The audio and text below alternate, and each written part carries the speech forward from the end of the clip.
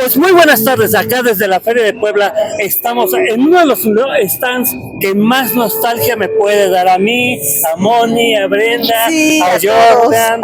O sea, realmente estamos en un lugar fantástico para poder vivir todo lo que conocimos de chicos. Bueno, me están haciendo una invitación en la que podemos hablar.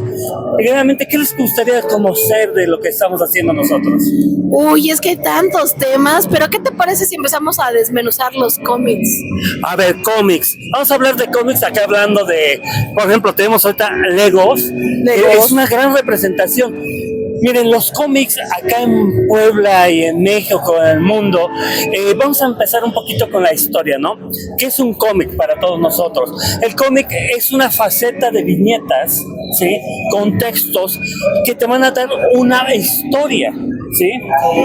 Que te van a contar, te van a relatar una historia tanto en textos cortos como en imágenes. Las imágenes son las que más importan en el cómic porque te van a dar la historia completa de lo que te está contando el texto, ¿sí? Y realmente el primer personaje de una historieta o de un corte, una viñeta, vamos a decirlo así, fue el Niño Amarillo, ¿sí?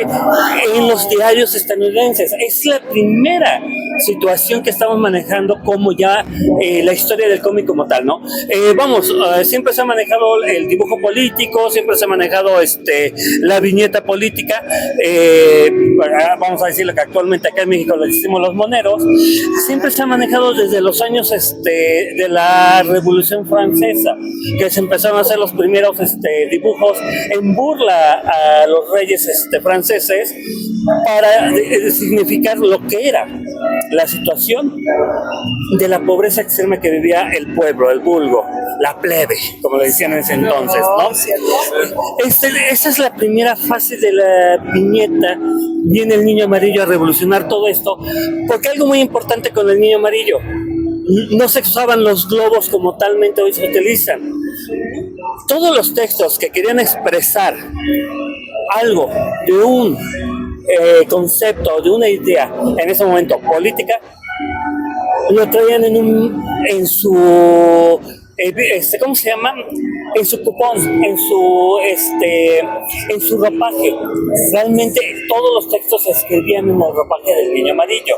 Esa es la característica de este personaje, ¿sí? Entonces, desde ahí empezamos ya con lo que es la historieta, la viñeta histórica, y ya conforme el tiempo va avanzando, empezamos a tener las primeras historietas en los periódicos, como Pepín y su esposa. A ver, vayan diciendo algunos personajes que ustedes se acuerden. Pues es que también el personaje, como es la de Snoopy, también había. Snoopy había también en viñeta. Estamos hablando de Popeye, Mandrake, el fantasma que camina, Garfield también estuvo en viñeta. O sea, esas eran las tiras cómicas que se manejaban en los diarios para entretener a la gente cuando leían un periódico. ¿Sí? De ahí se empieza a buscar la manera de que esto se vuelva independiente, porque tienen gran éxito para el público. Y se empieza a crear los primeros cómics, ¿sí? De los personajes que yo me acuerdo de cómics rapidísimamente, Flash Gordon, Mandrake otra vez, el fantasma que camina, ¿sí? Eran de los primeros cómics, Beto el Recluta, no sé si se acuerdan de Beto el Recluta, Pepita, o sea, la misma Betty Boop, no sé si se acuerdan de Betty Boop. Sí, claro. Todos estos personajes pasaron de las viñetas ya a las historietas o cómics, como se dice en Estados Unidos. Sí. De ahí empieza a surgir la serie primero de héroes, como Flash Gordon, que es antecesor de todos los héroes o superhéroes del espacio, ¿sí? Mandrake en la cuestión del mago, ¿sí? Era un superhéroe mágico. Tienes también al fantasma que camina, que era una historia de un personaje que vivía en la selva y que era el rey de la selva, pero siempre manejó un antifaz negro y su ropa, su uniforme era morado, ¿no se acuerdan? Sí. Entonces, esos eran los primeros antecedentes de los cómics, ¿sí? Antes, entre 1930, 1938, 39, cuando aparece la primera historia de un personaje muy conocido, antes que el Superman, ¿eh? ¿Qué tal? Estamos hablando de Batman. Ah, Batman es de los primeros personajes en cómics pero era un personaje mucho más siniestro, más psicótico, porque era un Batman que sí manejaba pistola y sí llegó a asesinar. ¿Sí? Esa era la primera historia de un Superman. Después vienen ya las historias con el Hombre de Acero, que sale en Action Comic número 1, si se acuerdan, ¿sí? Que es uno de los cómics más cotizados. Ahorita el Action Comic más caro que se ha subastado es en $2.5 millones de dólares. ¿Qué tal, Dólares. Dólares. $2.5 millones de dólares. Y el Spider-Man está ahorita alrededor de entre 250 a $500,000. ¿Sí? ¿Qué tal, Entonces, realmente eso es lo que vale ahorita cualquiera de estas dos revistas, que son las más icónicas dentro del mercado. Pero ahí también tenemos la aparición de la Mujer Maravilla, del Capitán América, y viene toda la historia de los personajes que se forjaron durante lo que fue la Segunda Guerra Mundial. Capitán América y Mujer Maravilla se forjaron dentro de las historias para exaltar el patriotismo de Estados Unidos en una guerra y después en una posguerra. ¿Sí? Entonces, esta es una parte muy importante, muy esencial de lo que estamos viviendo en el cómic. ¿Sí? A esta se le llama la época dorada del cómic. ¿Sí? De ahí viene un tiempo cuando viene ya la onda hippie, la onda de que amor y paz. Vienen dos procesos y dos sucesos que se llaman muy importantes. Los pulps, que son todas esas historias de tipo siniestro, de tipo de investigación, y lo más importante, empieza la liberación sexual en estos cómics. Claro. Tanto fue el éxito de los pulps y tanto era la moralidad que tenía en ese entonces el gobierno estadounidense, que nos empiezan a crear una ley que se llama la Ley McCarthy, donde se prohíbe de todo este tipo de publicaciones. ¿Sí? Y se crea un código de ética. No sé si se han dado cuenta que en los cómics traen un codiguito, que es el código de ética, para evitar la cuestión sexual, asesinatos, ¿sí? Y temas controvertidos en ese entonces. Estamos hablando de 1956 más o menos la fecha, ¿sí? Cuando viene esta ley tan fuerte para eliminar todos los pools, ¿sí? del comercio americano. ¿Sí? Y en México, vamos ahora a México, empiezan a surgir las grandes novelas, las grandes historietas de Vargas Duche, de la familia Burrón. O sea, empiezan a salir esas historias porque es la historia de las familias mexicanas, no sé si se acuerdan. Sí, totalmente reflejada. ¿Se acuerdan de las viñetas de la familia Burrón? ¿Cómo Claro era? que sí. Claro. Cuando iba la señora Burrón a comprar las tortillas, ¿qué es lo que pasaba? Llegaban a la tortillería y estaban taladrando no una tortilla, eran placas de metal. Sí.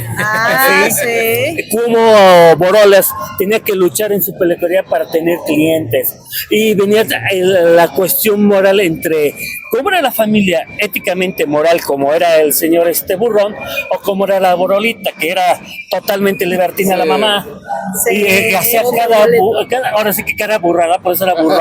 ¿Sí? Exactamente. Con el maestro Sixto Valencia, la verdad manejó mucho esto. Y vienen las novelas de Vargas Duche, Lágrimas y Risa, lo que es Rarotonga, ¿Capulinita? Capulinita es otro estilo, es la parte cómica, el humorismo blanco como lo manejaba él. Pero sí, muy buenas historietas. ¿Se acuerdan que Capulinita eran los libritos chiquitos? Sí. Que eran los libritos de bolsillo, exactamente. Eran libros de bolsillo que hacían que en cualquier lado la gente pudiera leer. De ahí se vinieron ya las novelas como Novelas Inmortales, Encendedores de Traileros, de luchadores, de albañiles, las novelas gráficas. Si realmente la evolución era muy importante. México durante muchos años fue el primer consumidor de historietas o cómics a nivel mundial. Acá en México se consumían de 1 millón a 1.500.000 volúmenes. Natazo. Wow. Era uno de los que decían que antes México no leía, no, sí leía, pero leía este tipo de publicaciones que eran tan fáciles de traer en el bolsillo. Digeribles, amenos.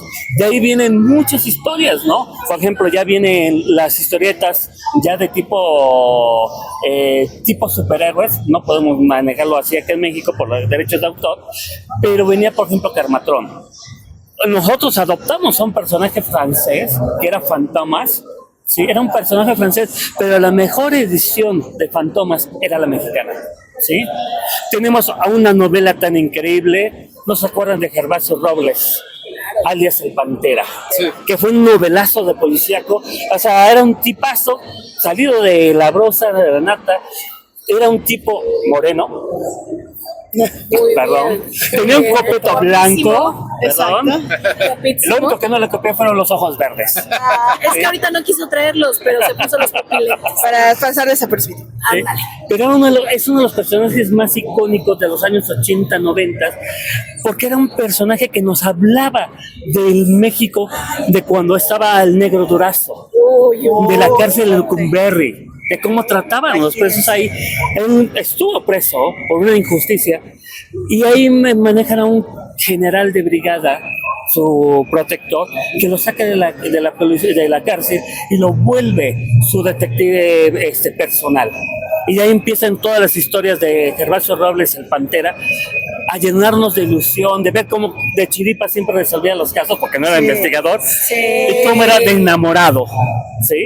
¿Qué te digo? O sea, realmente esa es parte de la historia de la historieta mexicana cuando llegó la era dorada de la historieta mexicana, ¿sí? Wow.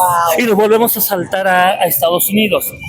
Ya en 1963, 66, 69, ya viene la nueva oleada de los cómics americanos, con Spider-Man, los Cuatro Fantásticos, aunque ya los Cuatro Fantásticos venían acá, cuando llegan a Marvel, todavía no se llamaba Marvel, llegan a la industria de Marvel, llegan con esta empresa, ahorita se me fue el nombre, perdón, que empieza a jalar.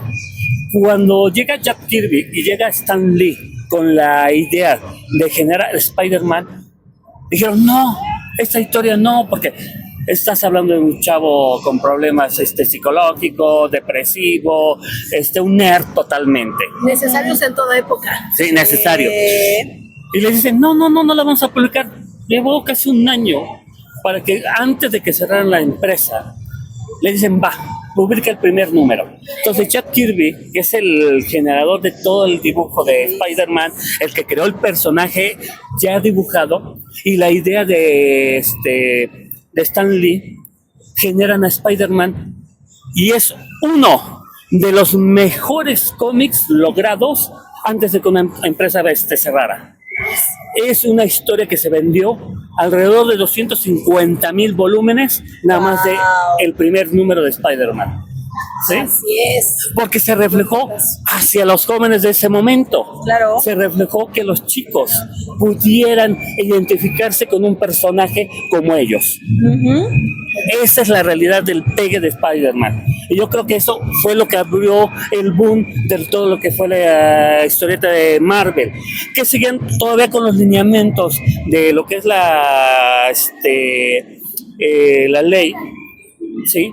Pero ya empezaban a ser más humanos los cómics. Uh-huh. Porque, por ejemplo, idealizar a Superman como el Boy Scout de los superhéroes, que todo lo podía, que todo lo hacía, a pasar a un personaje que eras como tú, como yo, sí, que era un tipo reprimido, un nerd pobrecito, que tenía problemas económicos, que no podía, que pierde al tío, que era el sostén de la familia, sí, que la tía May tenía que estar haciendo todo lo increíble para mantener al sobrino, sí, y él volverse el fotógrafo del Clarín para poder fotografar parte de estos gastos, poderse pagar la universidad, es lo que hace que se identificara con los jóvenes, ¿sí? De ahí vienen ya las historias de los Cuatro Fantásticos con toda la parte científica, ¿sí?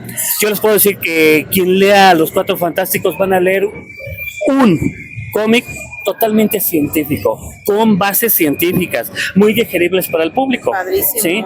Porque todos los escritores iban con científicos a consultarlos para que todas las historias fueron lo más reales, ¿sí? O nos vamos a la parte de los X-Men, que fue el boom de la cuestión de razas, de la cuestión de géneros. O sea, ellos fueron el parteaguas de decir, ¿por qué soy negro? ¿Por qué soy soviético? ¿Por qué soy americano? ¿No? Empezaron a manejar toda la cuestión de la situación social de Estados Unidos y después del mundo, con la incorporación, por ejemplo, de Coloso, que era un granjero ruso. Lo traen acá, viene de las granjas rusas de ese entonces, y realmente todo hace que el cómic empiece a evolucionar hacia áreas más importantes, ¿no? A esto se le llama ya la época plateada del cómic americano, ¿sí? Ya vamos viendo toda la parte. Y vienen los años 80, la tercera época de los cómics, ¿sí?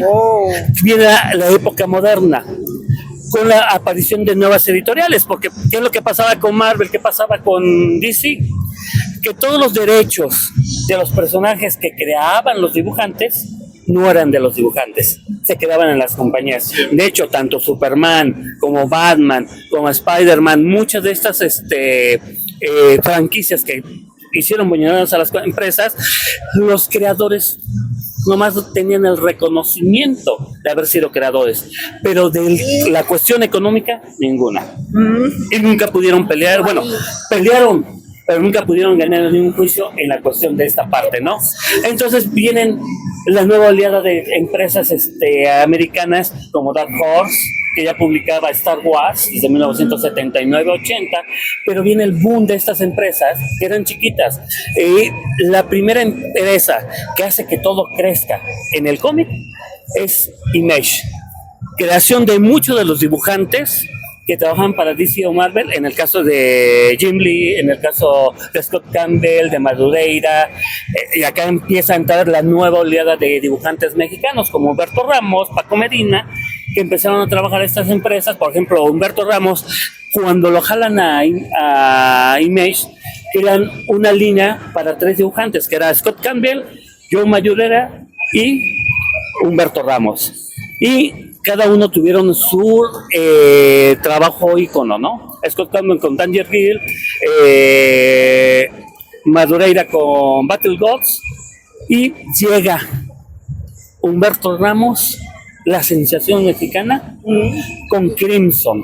Historia, y que por cierto le voy a decir que el escritor principal, que en paz descanse nuestro querido amigo Agenbeck, era poblano de la zona de Tehuacán.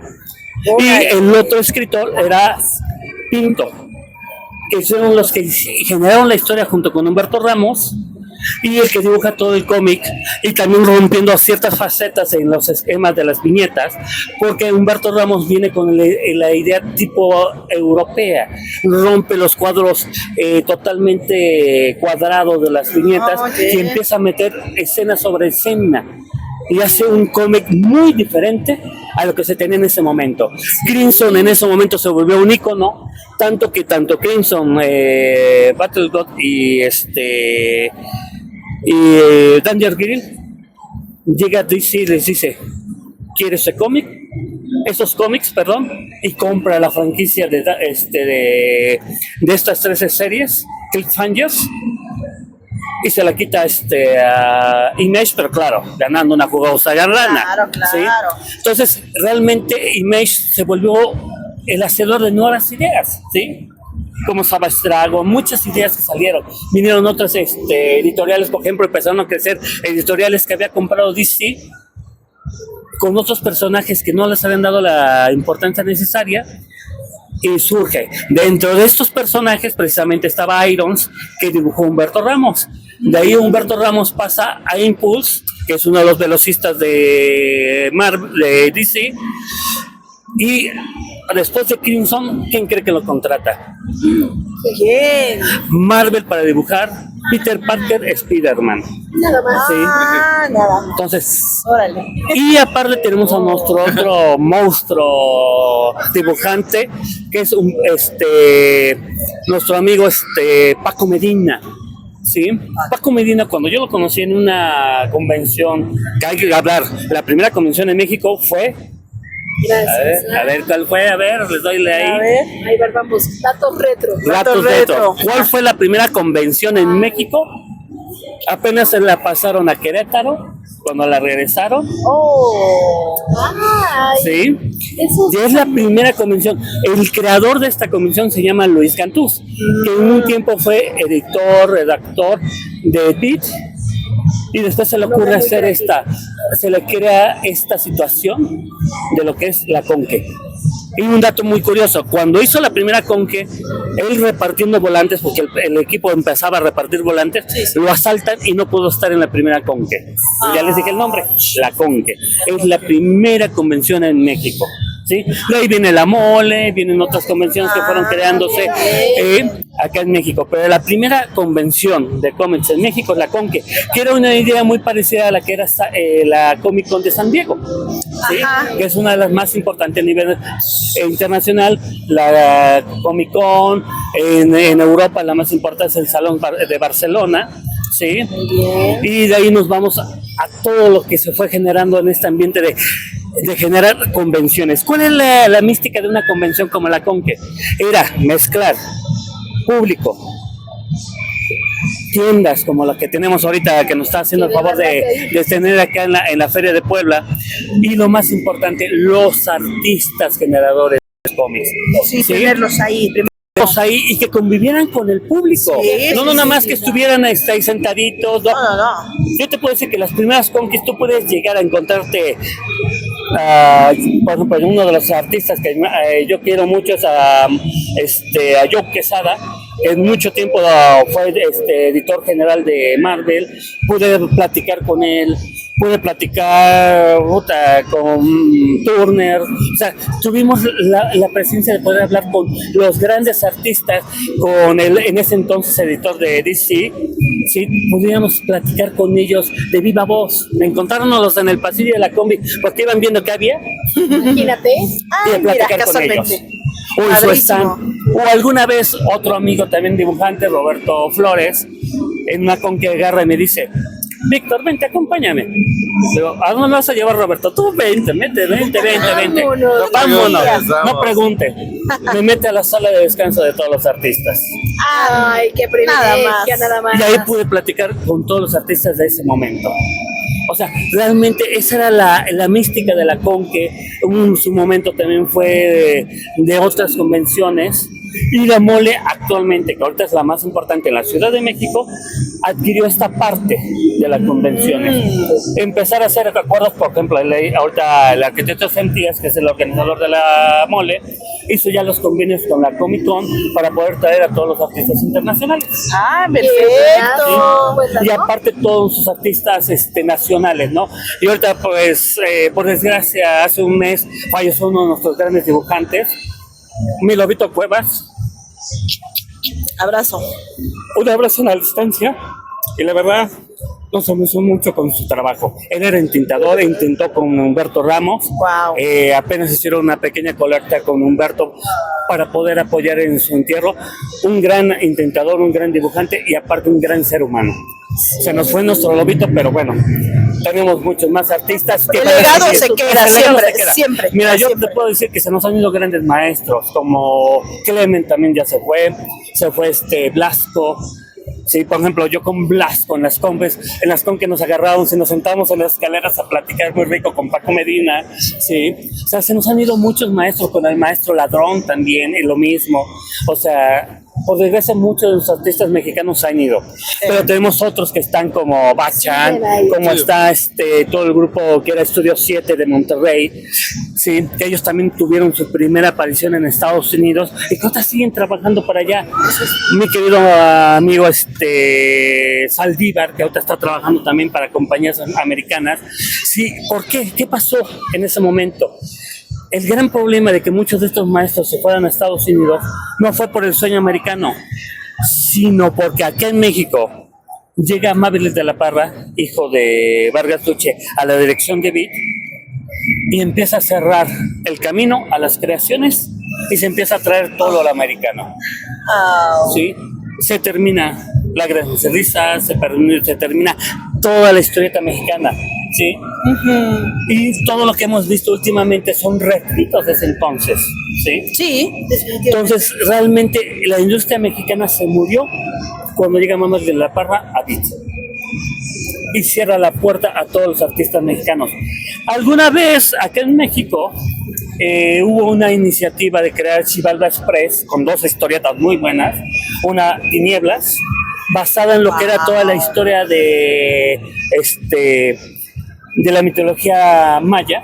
Con ¿sí? Aluche. Con Aluche y toda la mitología maya, y un personajazo que a mí me encantó, que es el creador, es precisamente Bacha, el Bulbo. Si llegan a encontrarse una historieta del Bulbo, escríbansela, yo se las compro, No las compremos. porque realmente es una de las mejores historias, Wow. historieta mexicana que vale la pena leer. ¿Sí? Por desgracia, por intereses económicos, por peleas, no se pudo considerar Xibalba Express, pero era una gran idea esta editorial, ¿sí? Y bueno, ya nos volvemos al otro lado de la frontera, ¿sí? Vamos. Vamos ahora a los tiempos apocalípticos, el cambio de ideas, vienen ya la cuestión de los progres, y la nueva visión de los niños de cristal, ¿sí? Que ha hecho que también la historieta, el cómic cambie, y ni para bien, porque por ejemplo, yo sí soy muy que me encantan la parte retro de los cómics. Claro. Cuando por ejemplo un Iceman, Bobby Drake, era varonil, era conquistador, y al final me lo volvieron del otro bando. Digo, no estoy en contra de esta situación, pero personajes que para nosotros eran íconos, les das un cambio para Esa darle gusto transformación a radical. otra gente que ni siquiera te lo está agradeciendo. Sí, Perdón, claro. señores, yo creo que a veces las cuestiones de editoriales debemos de saber pensar no solamente en el público que viene, sino el que va, porque el público que viene no te lo va a estar comprando. Lo mismo pasó, por ejemplo, ahorita con la cinematografía de Marvel. ¿Sí? Marvel empezó muy bien con las adaptaciones, eso se los digo. Adaptaciones. No crean que las historias en lo que es el DCU es lo mismo del cómic, no, cambió muchas cosas. Es más, tomaron personajes como Deadpool, que eran secundarios, varios de los personajes secundarios los volvieron principales, ¿no? Sí. Uno de ellos fue Natasha Romanoff. Sí. Nuestra viuda negra, que era secundaria, pero se volvió muy importante en los Guardianes de la Galaxia, que eran soporte de los X-Men, de los Cuatro Fantásticos, se volvieron íconos dentro del DCU, ¿sí? Entonces realmente, es más, ni siquiera el Imperio Shi'ar, que era la base principal de los X-Men durante este transcurso de los 80s, 90s, aparece tanto como los Guardianes de la Galaxia, que eran los secundarios de la historia, ¿sí? O sea, entonces son adaptaciones que para mí no fueron malas, fueron bastante buenas, ¿sí? Hasta la primera serie de Loki. Loki, para mí la serie fue fenomenal, Sí. pero de ahí se empezó a desvirtuar un poquito las demás series. Wanda no fue mala serie, pero sí dejó muchos entredichos, ¿sí? El DCU se empezó a decaer. Yo ahorita espero que lo pueda recuperar, ¿sí? El apóstrofe del mejor DCU fue... A ver, ¿cuál fue la mejor película del DCU para ustedes? Me la pones complicada. Yo que siempre soy indecisa al decir esta. A ver. Yo les puedo decir la mía, ¿sí? Pero para ustedes también tienen que tener su favorita. ¿Sí? Seguramente sí, pero híjole. Con algunas cuestiones. Cuesta todavía. ¿Sí? Cuesta decidirse por la número 1. Pues para mí, mira, toda la serie de Iron Man fue muy buena. No la vi toda, ¿Sí? pero Civil War fue buena, pero el gran problema de Civil War es que no tenías a todos los personajes involucrados, ¿sí? ¿Cierto? Y eso hizo que para los que somos puristas, a lo mejor dijimos, es que nos faltó todos los X-Men. Es más, les voy a decir, Civil War es que es una de las mejores series que han salido en los últimos años, ¿sí? Involucró todo el mundo Marvel. Fueron 80 volúmenes, Que a México nomás llegaron 40 por cuestiones de derechos. Sí. Sí. ¿Por qué nos Nos dejan ahí llegan, picaditos? Sí, nomás llegaron 40 volúmenes en la traducción, ¿no? Si tú quieres buscar los 80 volúmenes en español, Fieles. te salen una lana, pero los consigues. Pero vale En la inglés, pena. perdón. Los consigues. Pero vale la pena. Y los 40 en español también, ¿sí? Imagínate que es todo el universo Marvel. Estás hablando de más de 2000 superhéroes involucrados. 2000. Un mundo ahí. ¿Sí? Es un mundo. Y la historia que nos pudieron contar en el DCU no fue mala, pero sí se vio muy empobrecida porque nomás tuviste una guerra entre 7 y 7. Cuando es una guerra de casi 2000 superhéroes y estás hablando que acá está involucrado todo el gobierno de Estados Unidos. ¿Sí? Está involucrado S.H.I.E.L.D., está involucrado todos. Y de ahí se viene otra historia muy cruenta, que es cuando empieza ya la situación de la desaparición de la mayoría de los mutantes. Ahí es donde entra la historia de WandaVision. Sí, en la cuestión de tolerancia cero. Exacto. Sí. Imagínense toda la serie. Y no, ahorita no estamos hablando de series iconas. Por ejemplo, en los 80s es Fatal Attraction, que es una de las mejores creaciones que tiene Marvel. En la cuestión cuando es la pelea entre Magneto y Wolverine. Fatal Attraction, léanlas. Y aparte, esta serie tiene algo muy importante. Es la primera serie que le ponen en la portada tarjetas Hologramas. holográficas. Exactamente, son hologramas. Entonces, desde ahí empezó a ver la interesante idea de crear portadas especiales. Vienen las holográficas, vienen las portadas metálicas, vienen, o sea, Joyasas. ahorita las más buscadas en la actualidad son las portadas blancas. ¿Por qué las portadas blancas? Porque puedes llegar con cualquiera de los dibujantes y que te hagan tu portada personalizada. ¡Qué joya, qué joya! Son joyas esas. ¿Ya? Wow. O sea, imagínense toda la industria del cómic resumida en algo tan rápido que hicimos ahorita. Ese es el cómic. ¿Sí? Sí. Y estamos hablando de una pequeña fracción de todo lo que podemos tener. ¿Sí? Así es. Cómo involucra también la historia mundial y se refleja ahí. Exactamente. O sea, si te pones a Porque lo que es Más las allá. tierras infinitas, la crisis de tierras infinitas, la guerra, Fatal Attraction, lo que es cero tolerancia. O sea, todas estas historias hablan de la historia de Estados Unidos y de parte del mundo. Sí. Es como, por ejemplo, hace ratito que hablamos de la familia Burrón. Era la idiosincrasia del mexicano de ese claro. entonces. Totalmente. Memín Pinguín. Igual, estamos hablando de un negrito, pinche chicharetero, que su mamá viene Muy del guapo, puerto muy de Veracruz, pum, pum, y habla de una historia muy rica, ¿no? De cómo la cultura puede denigrar o enaltecer a un personaje. Sí, totalmente. Así es. Entonces, realmente, esto es parte de la historia de todo lo que es el cómic y la historieta. Y les voy a dar datos interesantes, ¿no? También. Por ejemplo, ¿tú sabes cómo le dicen en Italia al cómic? No. Se le dice fumetti. Fumetti. Fumetti. Fumete. En Japón saben que es el manga. Manga. ¿Sí? Diferente al manga al anime. Sí, ¿Sí? es otra cosa. Porque el manga es la historia escrita y ilustrada. Exacto. Y la animación o el anime son las series que vemos actualmente que a todos nos fascinan. Y de ahí nos vamos al término más curioso de todos, ¿sí? Que es en España.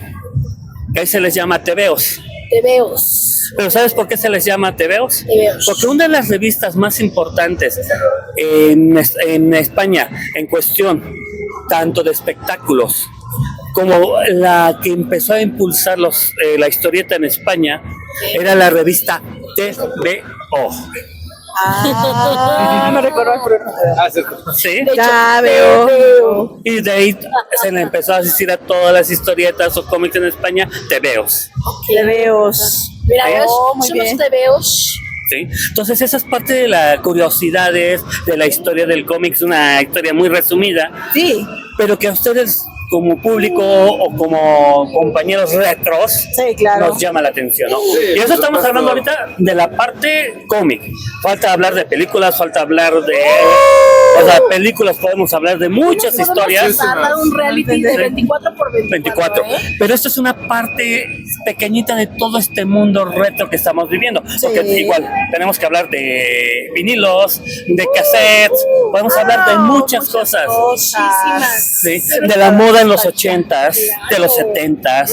O sea, el retro es muy, muy vasto y muy dinámico. Y sigue Y qué Y padre. sigue vigente. Qué padre. Por ejemplo, yo te puedo decir que ahorita me he estado dando cuenta que en las boutiques de ahora, ¿cuál crees que es ahorita la moda retro que está saliendo? Échale los vestiditos.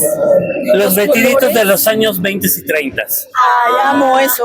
Sí. Quiero. ¿Ya? Si no se han Claro. dado cuenta.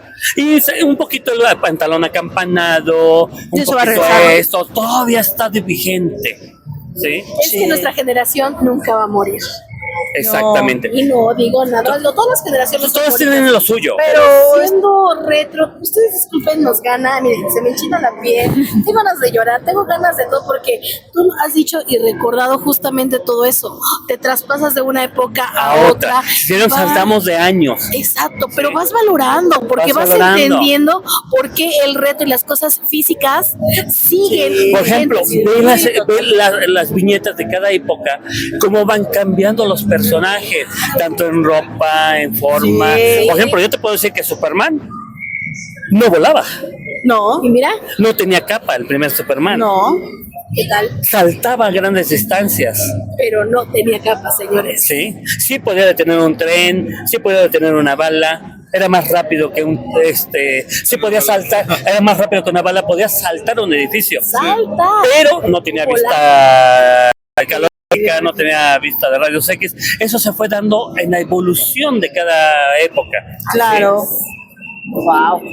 Yo creo que todo lo reto también queda porque mantiene su esencia, ¿no? Exactamente. O sea, no es como copia, sino se mantiene, Se por mantiene eso. la pureza. en la esencia. Exactamente. Exactamente. Entonces, esto es parte de lo que podemos hablar. Este es un primer programa, yo espero. Sí, Claro, muchas Espero gracias. que nos Claro puedan que invitar sí. otra vez. Por supuesto. No, y la verdad yo Y sabes, aquí me gustaría que estuviera con nosotros en un programa Échatela. así, a nuestro querido Jorge Huerta. ¡Claro! ¡Queridísimo Lobo! Le mandamos Claro, un saludo. porque es Porque una invitación, tenemos que Lobo. hablar también de la Sí. música. Claro. Hay mucho que hablar. No sigas, porque por No supuesto sigas. Lobo tiene las puertas abiertas como tú siempre. Yo lo sé, yo lo La sé. verdad, yo te felicito porque de verdad increíblemente, me quedo así, sorprendida porque me vas llevando Sí, de época a época. sí, Yo sí. soy mucho de que me suelo imaginar todo. Y empiezo y empiezo etapas. y empiezo Sí. y voy, vengo esto. Dije, wow, detente, se me enchina la piel. Porque de verdad tener todos esos datos, Padrísimo. mis respetos y te felicito porque de verdad eres una joyaza de ser humano. Y tal la muestra de que todo esto es tan maravilloso que por eso estamos en un Entonces, stand que estamos- mantiene esta quisiera esencia. que viniera nuestro Sí, ven. Sí, ven. La gente ya puede verlo, puede verlo. Tenemos Realmente gente que puede ver. es un gran amigo, Sí, sí, es sí, un que gran nos platique. compañero que nos platique del stand. Claro. ¿Podrías Claro. platicarnos de tu stand? ¿Desde cuándo estás en el ambiente? Claro que sí, ya tenemos varios años aquí en Puebla, en el medio, y pues como se pueden dar cuenta tenemos varios tipos de coleccionables, tanto de llaveros, figuras pequeñas como de tipo Lego. Tenemos también figuras como cabello zodiaco, peluches y más. ¡Ay, Los qué pueden encontrar hermoso! aquí en el stand 195 en la Feria de Puebla. Los invitamos a que nos vengan a conocer y que vengan a platicar también, ¿por qué no? Del tema, que yo también soy coleccionista y pues me gusta todo este ambiente, ¿verdad? Por eso es que pues, desempeñamos esta función de vender este tipo de artículos, y también contamos con más accesorios, llaveritos, en fin, los invitamos a que vengan acá y que nos conozcan. Y sí, realmente, Sí. miren, casi todos los que venden artículos coleccionables empezamos como coleccionistas. Sí, claro. ¿sí? Sí, claro. Y bueno, yo les voy a decir, váyanse esperando porque vamos a tener el regreso de un gran evento.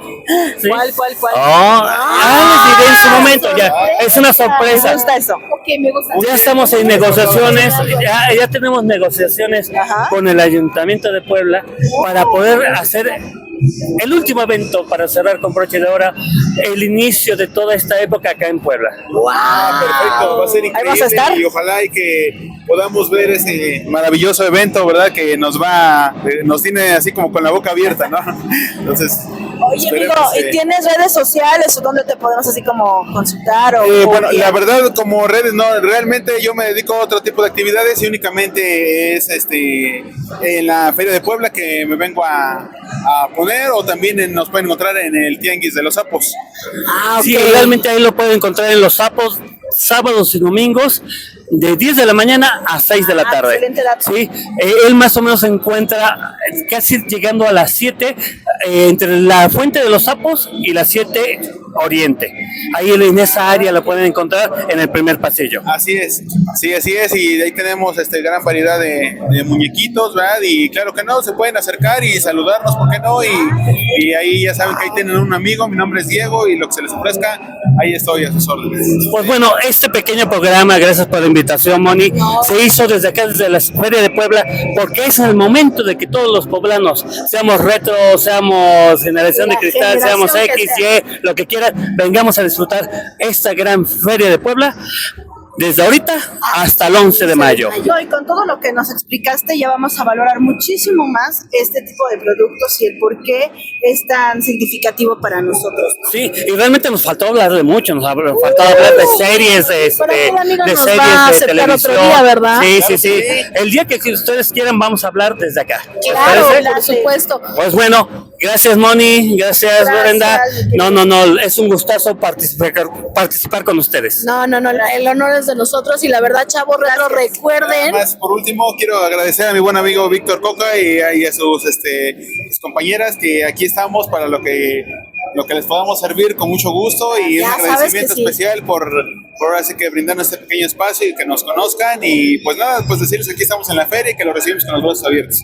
Que no se la pierdan, pues está muy padre y la verdad muy buenas personas, muy agradables, una charla muy bonita, porque pues entre coleccionistas, entre personas que les gusta ese tipo de ambiente, y pues qué bien, ¿verdad? Que nos la pasamos un rato muy agradable. No, pues gracias por todas las facilidades. Realmente estar acá contigo en la Feria de Puebla ha sido lo mejor. Se disfruta y la verdad ya ves que yo estuve enseñando y aquí como niña jugando con mis cosas, Claro, feliz. siéntanse como en su casa, que aquí estamos. Yo sí, miren, me siento aquí en la juguetería. Ya, Reyes Magos lleguen el próximo año, por favor, y vengan aquí para que me traigan. Por favor. Sí, exactamente. Ya dije Reyes, Navidad, cumpleaños, hay muchas cosas que me pueden No, regalar. cumpleaños, lo que Claro, quieran. Lo que quieran, pero regálenme algo de aquí. Hay que atraernos a Alicia al País de las Maravillas para que todos los días sean los cumpleaños. Por favor, no se diga más. Sí somos. Sí somos. Gracias, amigo. Gracias, Chavo Retro, y sigamos reviviendo tus recuerdos. Mi nombre es Monice. Brenda, Víctor Coca, y por allá anda nuestro querido Jordani anda ahí en la producción. Y estamos con aquí a los amigos de Aquí también, de Café todo. Saurio, de Saurio. Todo, G3 Noticias. G3 Radio Noticias, pero también vamos a decir, Comifex presenta acá en la feria. Perfecto. Muchas ya más gracias. pistas. Hasta pronto. Adiós. Bye.